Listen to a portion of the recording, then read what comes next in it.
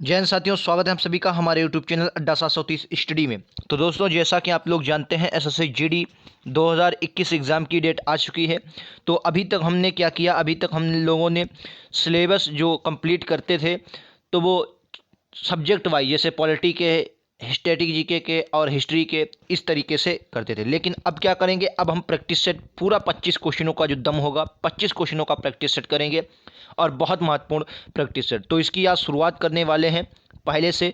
तो ये क्लास जो डेली होती है, ये क्लास आपकी डेली शाम को 6 बजे होती है। 20-25 मिनट की क्लास होती है और आपके लिए बहुत इंपॉर्टेंट है। शाम को 6 बजे 6 PM पर डेली क्लास होती है, तो आप लोग डेली आ जाया करेंगे, ठीक है। तो बिना देरी किए हुए आज का पहला क्वेश्चन देखते हैं। बहुत शानदार क्वेश्चन है, ध्यान से पढ़ेंगे और राइट आंसर देंगे। सभी क्वेश्चन आपके एग्जाम के लिए बहुत महत्वपूर्ण है, ठीक है। चलिए, पहला क्वेश्चन क्या कह रहा है, कावेरी नदी का उद्गम स्थल बताइए। कौन सा है कावेरी नदी का उद्गम स्थल, बताइए। उद्गम स्थल ब्रह्मगिरी की पहाड़ियाँ, अमरकंटक की पहाड़ियाँ, सह्याद्री पहाड़ियाँ, या कह रहा गावलीगढ़ की पहाड़ियाँ। मैं आपको बता दूं, आपके जितने भी आंसर आए आप उन्हें कमेंट बॉक्स में लिखिए और आखिर में कमेंट बॉक्स में आप अपना स्कोर जरूर बताकर जाएं, कितना आपने स्कोर किया है, ठीक है। क्वेश्चनों में से कितना आपने स्कोर किया है। अगर आपका स्कोर 20+ होता है तो आपका स्कोर बहुत बढ़िया स्कोर रहेगा, ठीक है। चलिए, तो इसका राइट आंसर क्या होगा, मैं आपको बता दूं। इसका राइट आंसर हो जाएगा ऑप्शन नंबर ए, ब्रह्मगिरी पहाड़ियों से निकलती है कावेरी नदी, ठीक है।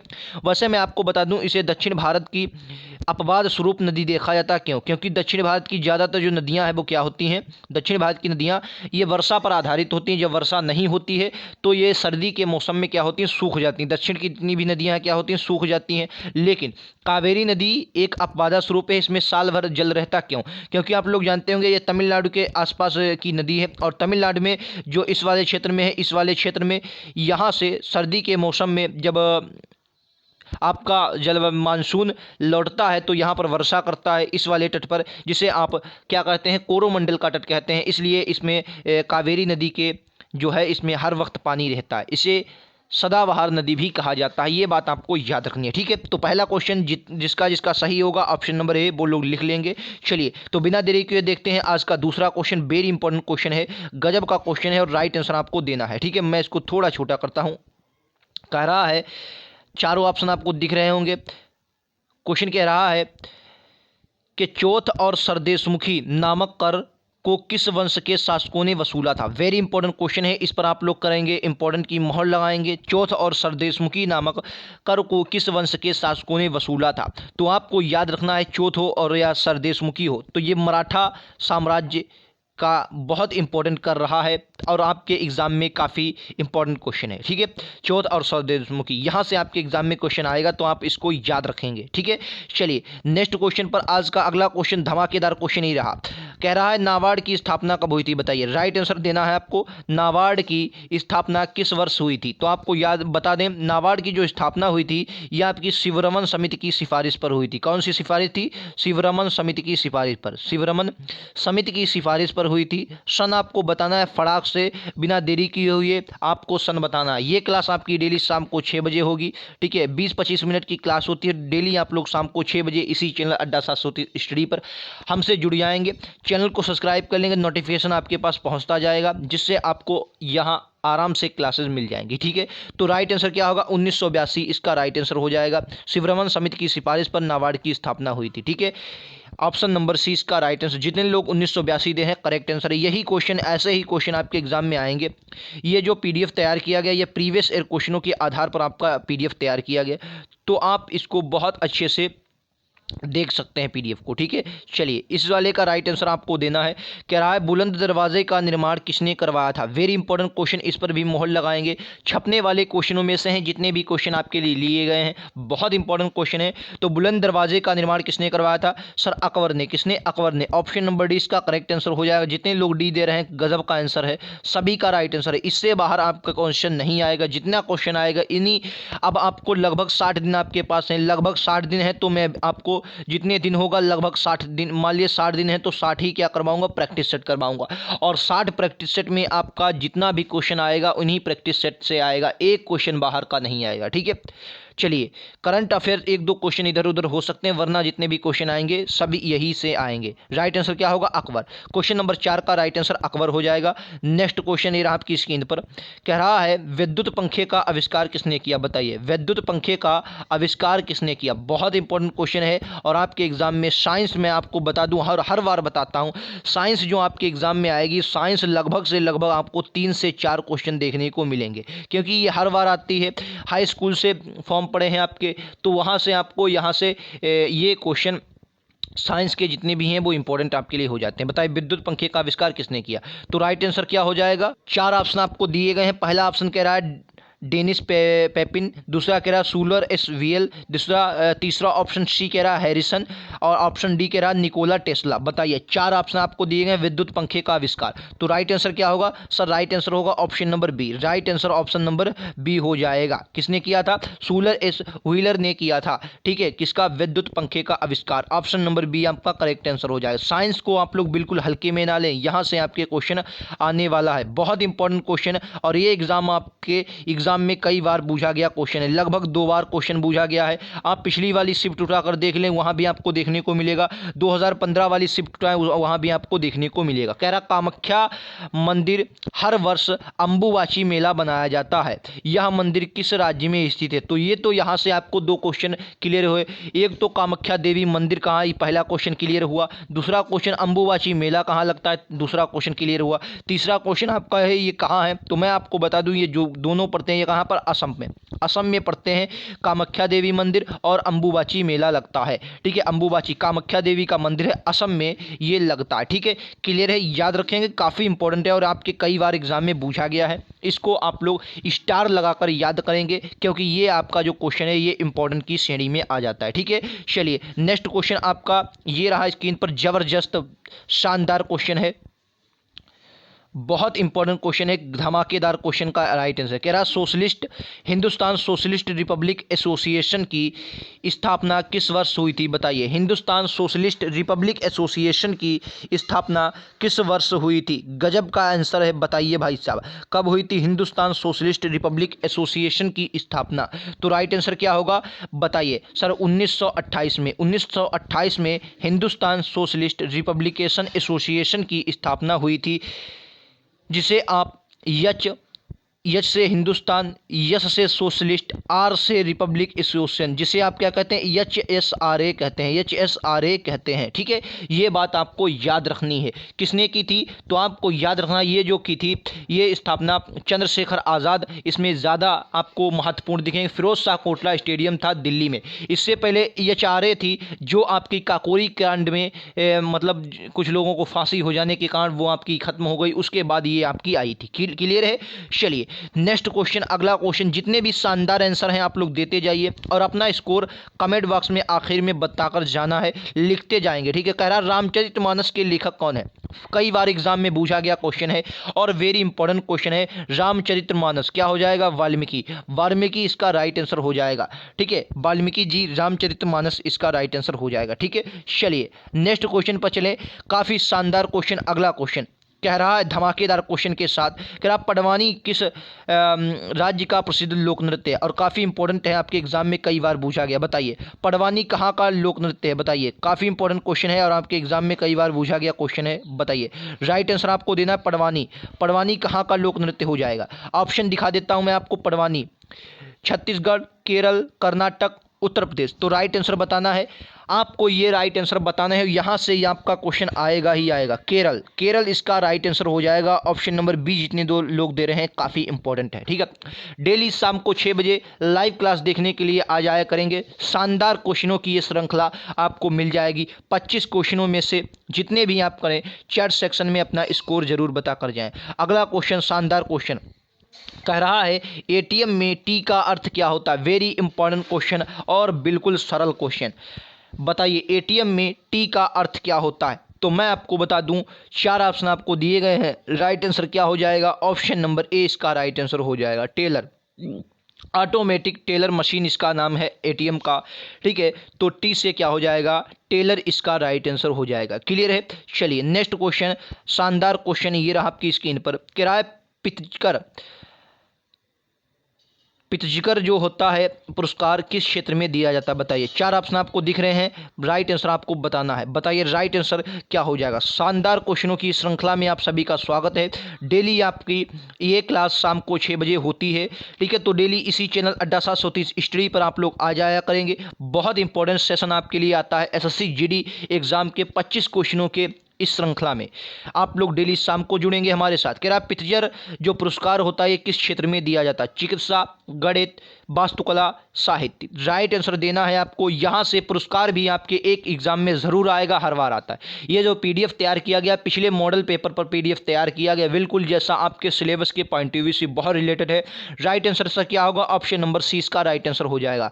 जो आपका पित्जर पुरस्कार है ये आपका वास्तुकला से संबंधित है, ठीक है। Right answer option number C, जितने भी लोग दे रहे हैं सभी का राइट आंसर आ रहा है, ठीक है। चलिए नेक्स्ट क्वेश्चन, अगला क्वेश्चन शानदार क्वेश्चन। इसको आप लोग बहुत शानदार से पढ़ेंगे, कुछ नहीं है क्वेश्चन में, सिर्फ आपको डराया गया है क्वेश्चन में। क्वेश्चन पढ़ेंगे फिर बाद में राइट ऑप्शन देखें। कह रहा भारत के संविधान में निम्नलिखित में से किस अनुच्छेद में यह वर्णित है कि 14 वर्ष से कम आयु वाले बच्चे को कारखानों या अन्य किसी जोखिम भरे काम की नियुक्ति नहीं किया जा सकता। बिल्कुल क्या है, सिर्फ आप में ये बताया गया कि जो मूल अधिकार हैं उसमें आपका एक मूल अधिकार में आता है शोषण का अधिकार, ठीक है। क्या आता है, शोषण के विरुद्ध अधिकार, शोषण के विरुद्ध अधिकार, शोषण के विरुद्ध अधिकार, विरुद्ध अधिकार। और कौन कौन से ऑप्शन हैं, तो आपको एक अनुच्छेद 23 उसमें देखने को मिलेगा, एक अनुच्छेद 24 देखने को मिलेगा। तो राइट आंसर क्या होगा, कहेंगे सर राइट आंसर क्या होगा, ऑप्शन नंबर 24 इसका राइट आंसर हो जाएगा। क्वेश्चन नंबर ऑप्शन ए इसका राइट आंसर, ऑप्शन नंबर 23 क्या है, कारखानों के लिए है, और बाकी 24 है कारखानों से लिए, और बाकी और भी जो बालाश्रम का जो परिच्छेद है वो आपका अनुच्छेद 23 में देखने को मिलेगा। जो कारखानों आदि के नियोजन है वो आपका अनुच्छेद 24 में देखने को मिलेगा। बोलो समझ में आ रहा है, ठीक है। जितने भी right answer option number A दे रहे हैं 24 इसका राइट आंसर हो जाएगा। अनुच्छेद 24 जिसका आ रहा है बहुत सही क्वेश्चन दे रहे हैं। चलिए नेक्स्ट क्वेश्चन पर चलेंगे अपन लोग। ये रहा आपका अगला क्वेश्चन। कह रहा शिवाजी महाराज के शासनकाल में, ये क्वेश्चन आप लोग इस पर स्टार या लगा लीजिए। क्या करेंगे, इस पर लगा लेंगे स्टार, क्योंकि एक नहीं 10 बार, चाहे आप एसएससी जीडी दें, चाहे एसएससी का कोई भी एग्जाम दें, अभी हाल ही में एमटीएस का एग्जाम हुआ उसमें भी ये क्वेश्चन पूछा गया है, ठीक है। कह रहा शिवाजी महाराज के शासनकाल में मंत्रिपरिषद को किस नाम से जाना जाता था। बताइए भाई साहब, जो मंत्रिपरिषद थी शिवाजी के शासनकाल में, तो बताइए वो ये मंत्रिपरिषद को किस नाम से जाना जाता था। अभी हमने क्या देखा, मराठा साम्राज्य के महत्वपूर्ण कर कौन कौन से, तो आपको याद रखना मराठा साम्राज्य के 2 कर थे, अभी हमने देखा था, एक था चौथ, एक था सर देशमुखी। क्या था भाई साहब, सर देशमुखी। क्या था, सर देशमुखी था। वेरी इंपॉर्टेंट है ये दोनों के दोनों कर आपका सर देशमुखी। ये आपके एग्जाम में मैं गारंटी लेता हूँ मराठा साम्राज्य से ये क्वेश्चन जो भी आएगा वो आपके इन्हीं क्वेश्चनों में से आएगा। राइट आंसर क्या होगा, ऑप्शन नंबर बी अष्टप्रधान कहते थे। क्या कहते थे, अष्टप्रधान। अच्छा ये अष्टदिग्गज कौन थे, तो आपने अगर मेरे पिछले वीडियोस देखे होंगे तो उसमें मैंने आपको बताया था कि विजयनगर साम्राज्य था। क्या था भाई साहब, विजयनगर साम्राज्य था। उसके एक शासक से कृष्णदेव राय, क्या थे, कृष्णदेव राय ये शासक हुए हैं, और उन्हीं के शासनकाल में जो कवि रहते थे उनको इन्होंने क्या कहा है, अष्टदिग्गज कहा है। उन कवियों को इन्होंने अष्टदिग्गज कहा है, ठीक है, याद रखेंगे। Right answer option number B हो जाएगा। अगला क्वेश्चन नंबर 14, शानदार क्वेश्चनों की श्रृंखला में क्वेश्चन 14 हम क्या देखते हैं कि जल की स्थायी कठोरता को दूर करने के लिए किसका उपयोग किया जाता है। बताइए, जल की जो स्थायी कठोरता होती है उसको जो दूर करने के लिए हम किसका उपयोग करते हैं। ऑप्शन नंबर ए कह रहा है बेकिंग सोडा। अगले ऑप्शन हम आपको दिखाते हैं। अगला ऑप्शन आपका कह रहा है option number B bleaching powder, option number C चूना पत्थर, option number D washing soda. बताइए जल की कठोरता को कौन दूर करता है, तो क्या होगा राइट आंसर, तो राइट आंसर हो जाएगा sir option number D washing soda, ठीक है। वाशिंग सोडा जो होता है ये जल की कठोरता को दूर करता है, ठीक है।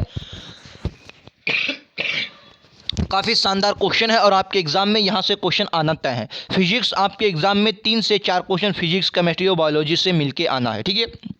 चलो जितने भी 14 का डी दे रहे हैं सभी शानदार है। चलिए अगला क्वेश्चन, चलिए ये भी क्वेश्चन आपके एग्जाम में कई बार क्वेश्चन पूछा गया है, कोई भी आप एग्जाम उठाकर देखें ये क्वेश्चन आपके एग्जाम में मिलता है। बताइए राइट आंसर क्या देंगे सब लोग। किराए पटकाई की पहाड़ियाँ भारत के किस राज्य में स्थित हैं? ऑप्शन ए कह रहा है उत्तरी भाग में, ऑप्शन बी कह रहा है दक्षिण भाग में, ऑप्शन डी कह रहा है भारत के पश्चिमी भाग में, ऑप्शन डी कह रहा है कि भारत के पूर्वी भाग में। बताइए, राइट आंसर आप ही लोग देंगे, मैं थोड़ा वेट करता हूं।